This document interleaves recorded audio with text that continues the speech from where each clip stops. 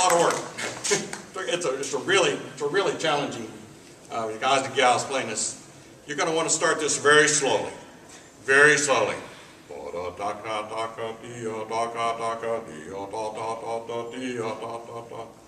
You want to slow it down slow enough to where you can play it correctly. Don't try to go too fast too soon. And then build up from there. You got a lot. You got to get to work on this pretty soon. And well, first of all, let me back up. Get familiar playing in six flats. Six flats. G flat major is a major scale. E flat minor is a relative minor. Same key signature. You're just starting on the E flat.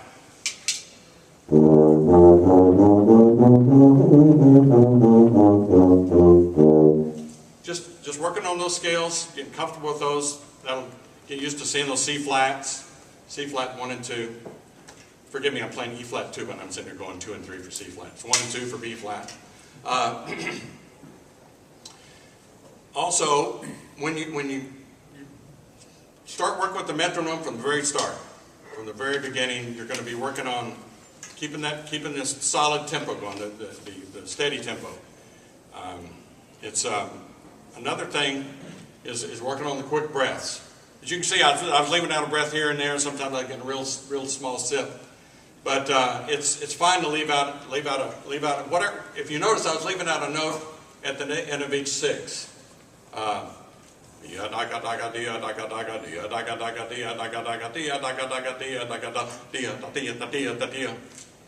So taking a breath there,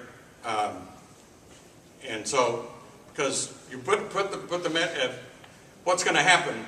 What the tendency? Here's what's going to happen: is you start. And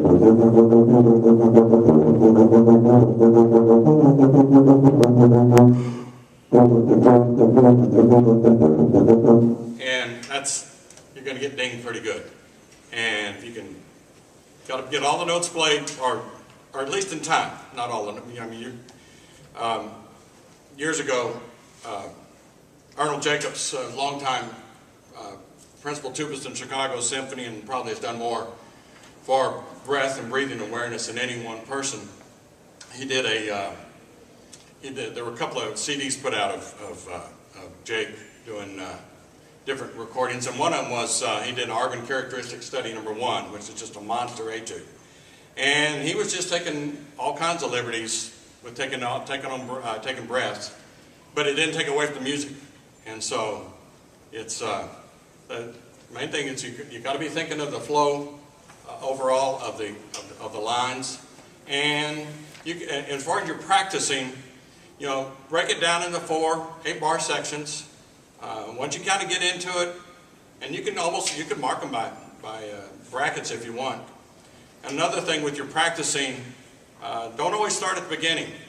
Maybe start down at the last 3 lines, something like that, and work when you start fresh. Sometimes we start at the beginning, we really get it all going pretty good, and then get about halfway through, and then oh my gosh, I'm just really tired, or you lose your concentration, or the concentration's not as good as when you began.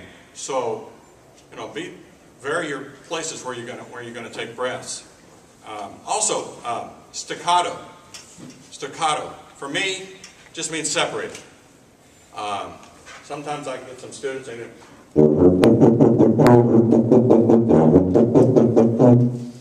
real hard tongue, and so we don't want that. 7th grade, I played a solo, and I started tonguing real hard, and I thought, man, that feels pretty good. It's just really hard tongue. But anyway, that was a long time ago. But you want to keep the air going, kind of like a wind pattern.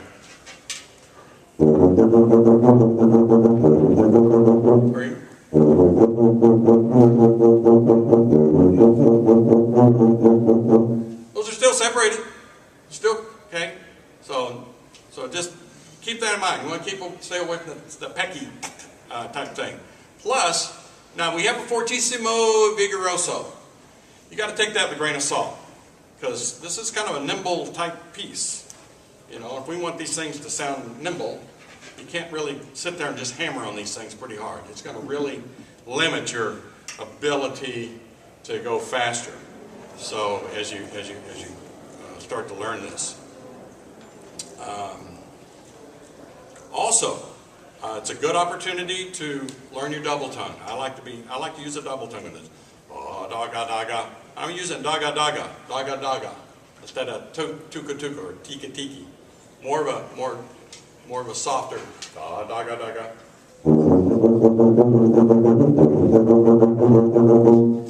And so that's.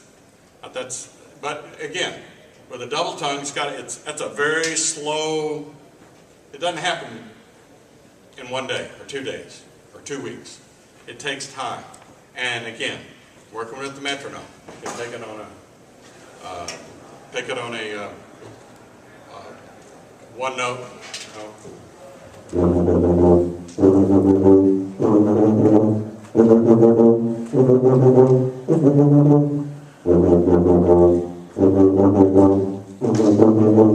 The key is getting the ka too. The ka has to be really brought out. Da ga da ga da. Because that's going to be.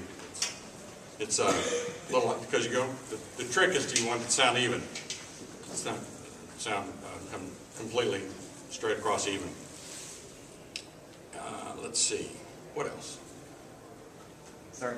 Yes? When you have the da how are you tonguing that? Single tongue. I'm single tonguing that.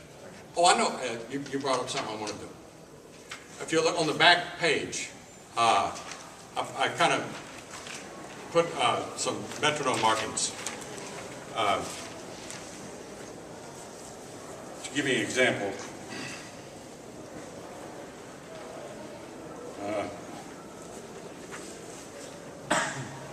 on the dotted quarter, let's say, put your dotted quarter on 50.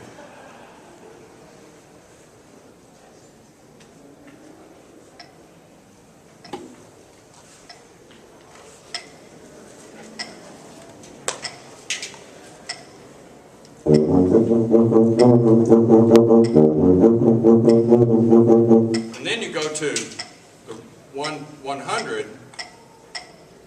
That'll help. You can't kind of do it. You have to kind of isolate it. But it gives you an idea.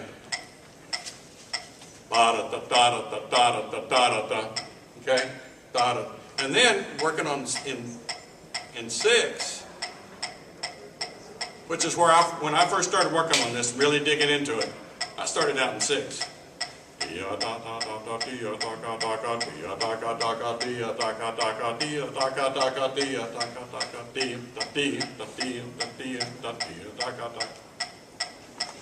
So, but these are just a guide, something to help you. And of course, this could work for all the brasses, you know, not just the tuba. But in your general comments. Always with tubas, we're looking good posture. You can't possibly take good breaths without good posture. So real quick here, my rule of thumb is sit as though you stand. I'm so envious of you trumpet players. You can sit up and stand. That's where you get your best breaths. Be able to take your breaths breathing. So we want to sit as though we stand. And then you have to bring the horn to you guys, gals. Bring the horn to you. You put it in if I put the horn here, whoop, I'll get all crunched down. It's not very good posture. I'm not able to take good breaths. So, fortunately, this horn fits me pretty well in my back, so I'm okay. So, I just want to bring that up real quick.